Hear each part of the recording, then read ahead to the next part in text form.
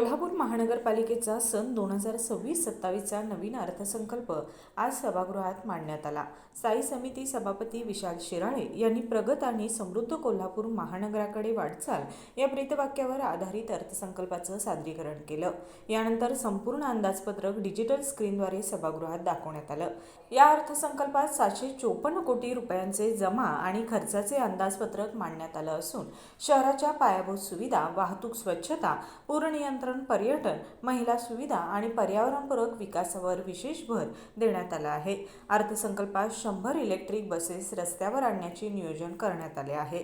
या प्रकल्पासाठी आवश्यक हाय टेन्शन लाईनचे काम पूर्ण झाले असून डेपो विकासासाठी 17 कोटींची तरतूद करण्यात आली आहे। शहरातील वाहतूक कोंडी सोडवण्यासाठी तावडे हॉटेल ते शिवाजी पूल दरम्यान एलिव्हेटेड कॉरिडॉर उभारण्याचा महत्त्वाकांक्षी प्रस्तावही मांडण्यात आला।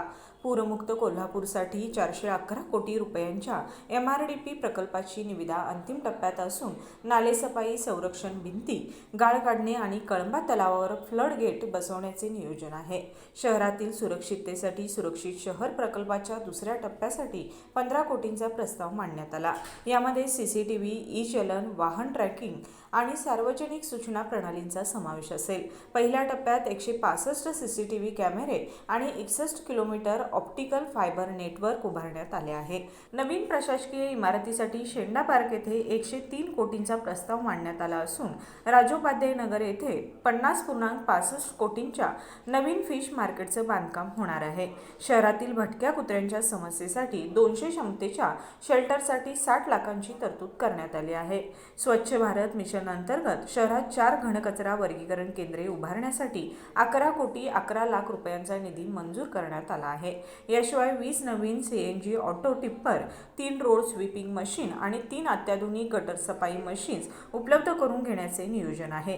महिलांसाठी राजारामपुरी येथे स्मार्ट वॉशरूम आणि महिला पावडर रूम उभारण्याचा प्रस्ताव मांडण्यात आला।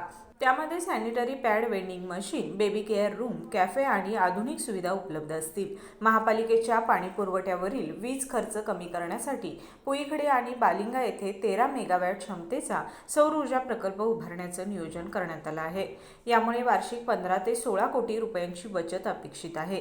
दरम्यान विरोधी गटनेते राजेश लाटकर यांनी अर्थसंकल्पातील तरतुदींवर टीका करताना अर्थसंकल्पीय तरतूद म्हणजे हत्तीच्या पोटात जिरे घालण्यासारखी आहे, असे मत व्यक्त केलं।